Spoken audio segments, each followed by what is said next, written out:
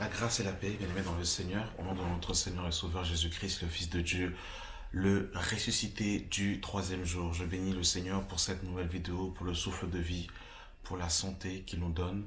Et je remercie également le Seigneur pour tous vos encouragements dans tous ces enseignements qui sont faits, pour vos commentaires, vos prières, pour vos partages et pour votre soutien. Que tout honneur et la gloire soient rendus au nom de notre Seigneur et Sauveur Jésus-Christ de Nazareth.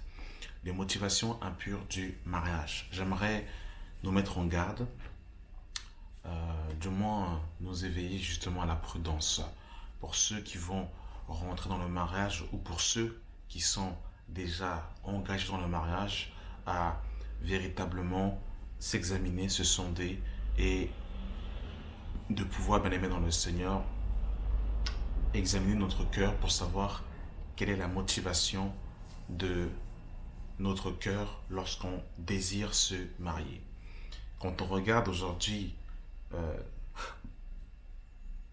beaucoup de mariages, même parmi les chrétiens, on se rend compte que certains restent ensemble par dépit, mais l'amour n'y est plus, la joie n'y est plus, la paix n'y est plus. D'autres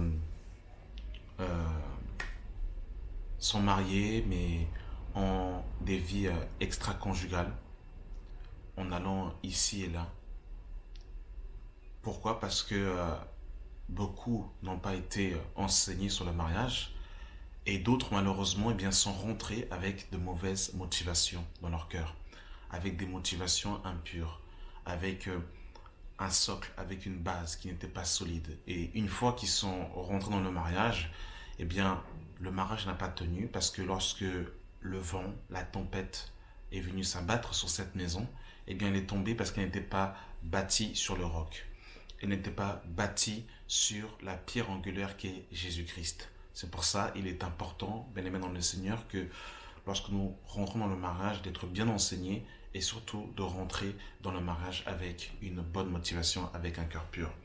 Je vais prendre un passage dans le livre de 1 Corinthiens, chapitre 7. Il y a un passage qui est souvent utilisé dans le livre de 1 Corinthiens, chapitre 7, et qui malheureusement des fois est mal compris. Et on prend ce verset à tort et à travers pour pouvoir courir dans le mariage. Dans 1 Corinthiens, chapitre 7, le verset 8, il est écrit « À ceux qui ne sont pas mariés et aux veuves, je dis qu'il leur est bon de rester comme moi. Mais s'ils manquent de continence, qu'ils se marient, car il vaut mieux se marier que de brûler. » Car il vaut mieux se marier que de brûler. Et ce verset est utilisé et pris en fait à tort et à travers sans comprendre la pensée dans laquelle Paul voulait dire cela. Et beaucoup se marient parce qu'ils veulent assouvir leurs besoins et leurs désirs sexuels. Alors bien évidemment dans le mariage, il y a les relations sexuelles dans le mariage, mais encore là, j'aimerais encore mettre l'accent sur quelque chose. Lorsqu'on se marie, bien aimé dans le Seigneur, on se marie pour donner et non pour recevoir. C'est déjà une première base qu'il faut savoir. La Bible nous dit dans le livre de Romains chapitre 12 de ne pas se conformer au siècle présent, mais d'être renouvelé dans l'intelligence. Si tu es une sœur et que Babylone t'a enseigné que il faut que tu te maries avec un homme qui soit PDG, qui soit cadre, qui ait en fait les poches pleines de billets de banque, et si tu te maries avec cette perspective des choses dans le but de recevoir, bien que l'homme doit être à sa place, tu fais déjà erreur, tu rentres déjà dans le mariage avec des mauvaises motivations. On se marie pour donner et non pour recevoir, premièrement. La Bible nous dit dans le livre de Actes, chapitre 20. Dans le livre de Actes, chapitre 20, bien aimé dans le Seigneur, à partir du verset 35. Je vous ai donné de toute manière que c'est en travaillant ainsi qu'il faut soutenir les faibles et se rappeler des paroles du Seigneur qui disait « Il y a plus de bonheur à donner qu'à recevoir ». il y a plus de bonheur à donner qu'à recevoir. Malheureusement, beaucoup, quand ils rentrent dans le mariage, ils rentrent dans le mariage, eh bien, pour recevoir et non pour donner. Ça veut dire qu'on rentre déjà dans le mariage avec des motivations impures. On va revenir tout à l'heure par rapport en fait à la sexualité, mais je donne ces exemples pour revenir à ce sujet. Eh bien, beaucoup rentrent dans le mariage parce qu'ils veulent recevoir premièrement. Ils veulent recevoir. Ils ne vont pas pour donner, mais ils vont pour recevoir. Ça veut dire qu'ils ne sont même pas dans l'amour du prochain, mais ils sont plutôt en fait dans la satisfaction de la propre personne, dans le nombril. Ce sont des motivations impures, bien aimés dans le Seigneur, et je vous dis que ce genre d'attitude de cœur font que les relations ne tiennent pas sur le long terme, parce que c'est une relation égocentrique, nombril, qui est centrée sur sa propre personne. Nous connaissons ce passage de Jean 3,16. Car Dieu a tant aimé le monde qu'il a donné son Fils unique, afin que quiconque en lui ne périsse point, mais qu'il ait la vie éternelle. Donc on voit que aimer égale donner. Aimer, c'est pas d'abord recevoir. Aimer, c'est donner. C'est donner sa vie pour son partenaire. Mais malheureusement, aujourd'hui, beaucoup rentrent dans le mariage avec une pensée babylonienne, une pensée terrestre, charnelle, terrestre et diabolique, et rentrent dans le mariage pour recevoir. Certains rentrent dans le mariage parce que ils veulent obtenir des papiers. Certains entrent dans le mariage parce que, eh bien, le mari a un poste et ils savent qu'en se mariant, eh bien, ils vont pouvoir bénéficier de la richesse de leur partenaire, que ce soit un homme ou que ce soit une femme. Certaines sœurs voient que certains frères sont des prédicateurs, qu'ils ont une assemblée. Donc du coup, ils s'approchent de ces derniers parce qu'ils savent qu'à leur contact, ils vont avoir de la renommée, ils vont avoir une gloire, ils vont avoir, entre guillemets, une reconnaissance. Les motivations impures. Et je disais tout à l'heure que par rapport à la sexualité, si tu te maries parce que tu veux assouvir tes désirs personnels, tes désirs sexuels, eh ben je vous dis que tu peux te marier et être impudique. Parce que la Bible nous dit dans le livre de Hébreux chapitre 11 que le lit conjugal exempte de toute souillure car Dieu jugera les impudiques et les adultères. Donc tu peux même être marié, être impudique. Si tu as des désirs impurs, là, comment dire, pornographiques que tu veux en fait assouvir dans le mariage, eh bien tu feras en fait des choses animalières avec ta femme ou ton partenaire dans le mariage. Parce que toi, la seule chose qui t'intéresse, c'est le kiki. Et si c'est que le kiki qui t'intéresse, eh bien, mon frère, ma soeur, ce n'est pas comme ça que ça se passe, bien aimé dans le Seigneur. Le mariage n'est pas bâti sur le sexe. Beaucoup de jeunes, surtout la jeunesse, ils courent parce qu'ils veulent, parce qu'en fait, ils ont des problèmes comment dire, pour se contenir.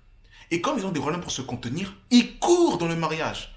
Mais je peux vous assurer que beaucoup sont rentrés dans le mariage et continuent à être esclaves de la masturbation, continuent à être esclaves de la convoitise, continuent à être esclaves de la pornographie, bien qu'étant mariés. Beaucoup continuent encore, eh bien, à aller voir des prostituées. Beaucoup continuent encore à aller de partenaire en partenaire parce qu'ils ne sont pas délivrés de la sexualité. Et beaucoup pensent que en rentrant dans le mariage, ils vont être délivrés de la sexualité. Or que le mariage ne délivre pas de la sexualité. Le mariage ne délivre pas de la sexualité.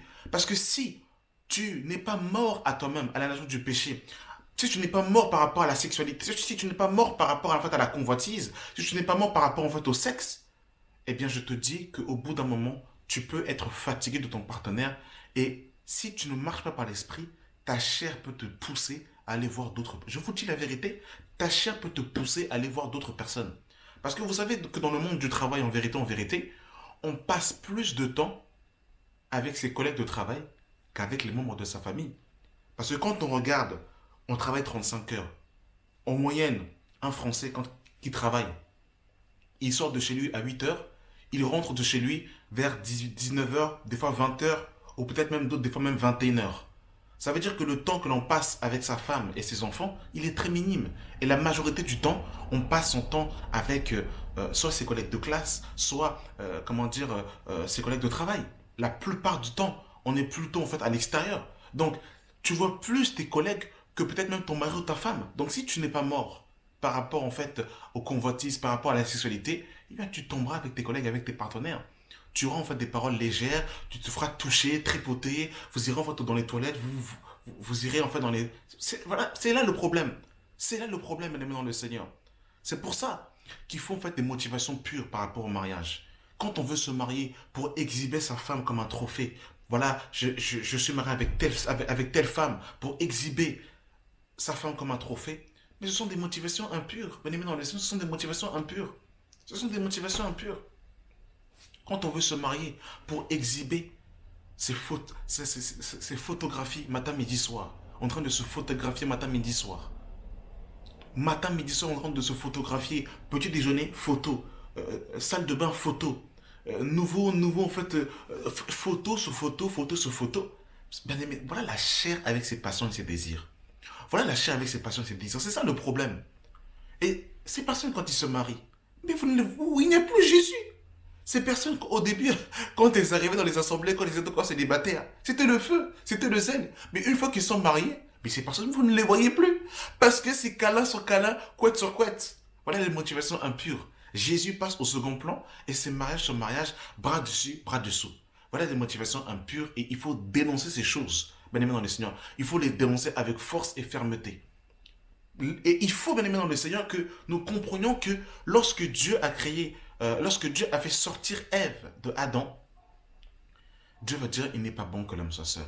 Adam était à la base dans un jardin. Dieu l'avait placé pour le garder et le cultiver. Et lorsque Dieu va sortir Ève de Adam, eh bien, Ève devait être une aide semblable à Adam pour que Ève puisse aider justement Adam dans l'œuvre que Dieu l'avait mis, à savoir garder le jardin et le cultiver. Bien évidemment, c'était une aide semblable, c'était son épouse, c'était la chair de sa chair, mais c'était une aide semblable par rapport à l'œuvre que Dieu les avait assignée dans le jardin. Lorsque Dieu te donne en fait un partenaire, mon frère, ma soeur, tu dois savoir que c'est pour la contribution de l'œuvre de Dieu, de la prospérité du royaume, afin d'avancer le royaume des cieux sur la terre. Ça veut dire que tu dois comprendre que si Dieu permet que tu te maries, si Dieu permet que tu aies des enfants, c'est pour un enseignement bien spécifique. C'est pour t'enseigner, par exemple, le mariage céleste entre Christ et l'Église. Mais beaucoup, quand ils se marient, ils n'ont même pas ce modèle entre Christ et l'Église. Ils ont des modèles comme Kim Kardashian et Kanye West. Ils ont pour modèle Angelina Jolie, Brad Pitt. Ils ont pour modèle Shakira et Piqué. Ils ont pour modèle, voilà, ces stars complètement du monde. Voilà qu'est-ce qu'ils ont comme modèle. Mais Christ et l'Église, il n'y a plus. Il n'y a plus Christ et l'Église. Il ne faut pas qu'il en soit ainsi, bien aimé dans le Seigneur. Donc j'ai vraiment voulu nous éveiller vraiment à considérer les choses vraiment et à rentrer dans le mariage avec des bonnes motivations, comme Aquilas et Priscille qui ont exposé leur vie, qui ouvraient leur maison pour recevoir l'Église. Et nous voulons aujourd'hui des couples comme ça qui sacrifient ce qui est le plus, entre guillemets, légitime pour la contribution et la prospérité de l'œuvre de Dieu. On est fatigué, bien aimé dans le Seigneur, de voir des couples qui passent leur vie centrés sur eux-mêmes, centrés sur leur nombril et qui n'ont que faire de l'œuvre de Dieu, qui n'ont que faire de l'état de l'Église. Si Dieu te donne un mari, si Dieu te donne une femme, c'est pour un enseignement spirituel. C'est pour contribuer à l'œuvre de Dieu, à l'avancée du royaume des cieux. Voilà. Que Dieu nous aide. Merci d'avoir pris le temps de regarder cette vidéo et que la grâce et la paix soient avec vous. Au nom de Jésus-Christ, le Fils de Dieu. Amen.